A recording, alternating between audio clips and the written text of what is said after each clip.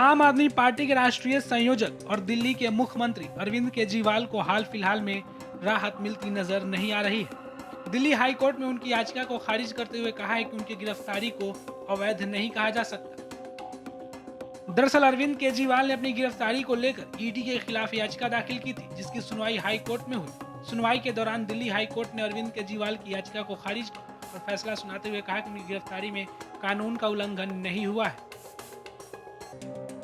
न्यायमूर्ति स्वर्णकांत शर्मा की पीठ ने अरविंद केजरीवाल के खिलाफ बोलते हुए कहा कि ईडी के पास पर्याप्त सबूत थे, जिसके कारण उन्हें गिरफ्तार किया गया। केजरीवाल के जांच में शामिल न होने, उनके द्वारा की गई देरी का असर न्यायिक हिरासत में बंद लोगों पर भी पड़ रहा है।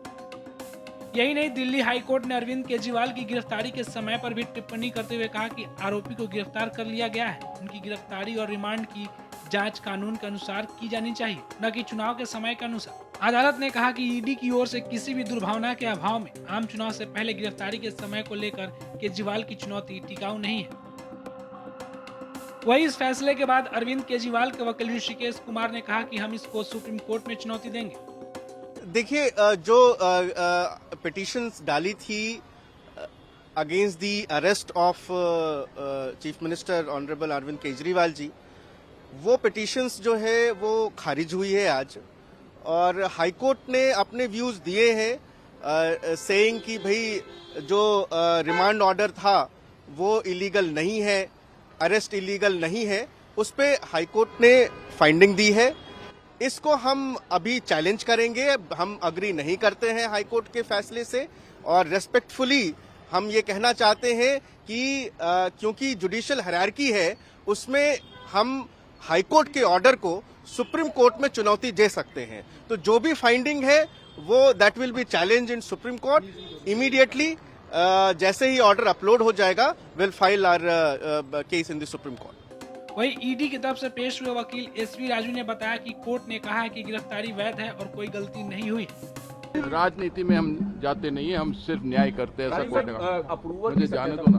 सर, अप्रूवर की जो सत्यता को लेकर, जो उनके बयानों को लेकर सवाल उठाए जा रहे थे, उसको लेकर भी कोर्ट ने टिप्पणी की। उसको क्या? कोर्ट ने कहा कि एक आदमी को अगर अप्रूवर बनाना या नहीं बनाना वो कोर्ट का कार्य है, वो कोर्ट का कार्य है, ईडी का कार्य नहीं है। गिरफ्तारी को लेकर भी कमेंट किया है। गिरफ्तारी जो है वो बराबर थी, गिरफ्तारी में कोई गलती नहीं हुई, ये भी कोर्ट ने कहा। सुप्रीम कोर्ट जाने की बात करना तैयार है सर? सुप्रीम कोर्ट जाने की बात करना तैयार है सर?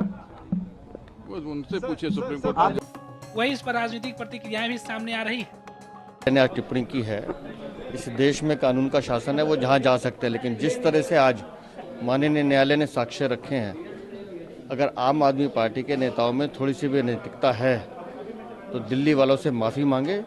जो चोरी उन्होंने किया उसके लिए प्रायश्चित करें वो लोग। इसके साथ जो टिप्पणी की गई कि सबूतों को लेकर भी वो कह रहे हैं कि कोई सबूत आज तक नहीं मिला है, कोर्ट ने भी कहा कि ईडी के पास पर्याप्त सबूत है, क्या कहें? मैं कह रहा हूँ आज की माननीय न्यायालय की टिप्पणी के बाद अगर उस पर भी वो सवाल उठा रहे हैं तो सीधा सीधा न्यायालय की अवमानना कर रहे हैं। आम आदमी पार्टी के नेताओं को ये बात समझनी चाहिए कि आज कोर्ट ने स्पष्ट किया है कि अरविंद केजरीवाल व्यक्तिगत रूप से और पार्टी के नेता के रूप में इस किकबैक को लेने में, इस पॉलिसी को बनाने में शामिल हैं। घोटाला हुआ है, चोरी की गई है। जो भी जजमेंट आया है माननीय दिल्ली हाई कोर्ट का, उससे हम पूरी तरह से असहमत हैं। हम हाई कोर्ट का पूरी तरह से सम्मान करते हैं, लेकिन हम इस फैसले से असहमत हैं और हम सुप्रीम कोर्ट तक जाएंगे, जल्द से जल्द जाएंगे। और हमें पूरी उम्मीद है कि सुप्रीम कोर्ट हमारे पक्ष में इसका जवाब देगी, इसका जजमेंट देगी। देखिए, आज ये पूरा देश जान चुका है कि ये जो दिल्ली का कथित शराब घोटाला है उसमें 2 साल से जांच चल रही है। 500 से ज़्यादा विटनेसेस बुलाए जा चुके हैं, 250 से ज़्यादा रेड पड़ चुकी है। मेरे ख्याल से ये भारत के इतिहास का सबसे बड़ा राजनीतिक षड्यंत्र है, जहां पे इतनी जांच कर ली, आपने इतनी जांच कर ली, लेकिन आपको 1 रुपए तक का पैसा नहीं मिला।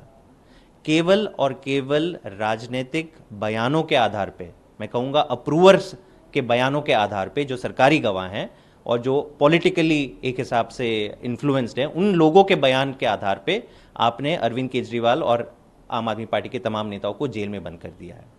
और टाइम टू टाइम यही सारे लोग हैं जो खुद कोर्ट जाके कह चुके हैं कि हम पर दबाव डाला जा रहा है, हम पर 3rd डिग्री इस्तेमाल किया जा रहा है कि आम आदमी पार्टी के नेताओं का नाम लो। एक है चंदन रेड्डी, वो खुद दिल्ली हाई कोर्ट में गए और उन्होंने कबूल किया है कि मुझे इतनी बुरी तरह से पीटा गया, मेरे कान के पर्दे फट गए, मेडिकल रिपोर्ट उन्होंने कोर्ट को दिखाई और कहा कि मुझ पर दबाव डाला गया कि मैं आम आदमी पार्टी के खिलाफ बयान दूं।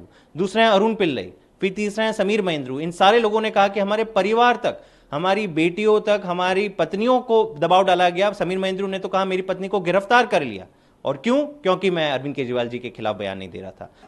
दिल्ली के मुख्यमंत्री अरविंद केजरीवाल को दिल्ली की राउज एवेन्यू कोर्ट ने 15 दिन की न्यायिक हिरासत में भेजा था, जहां उन्हें तिहाड़ जेल के बैरक नंबर 2 में रखा गया है। हमसे जुड़े रहने के लिए हमारे YouTube चैनल को सब्सक्राइब करें और नई वीडियो की नोटिफिकेशन के लिए बेल आइकॉन को दबाएं।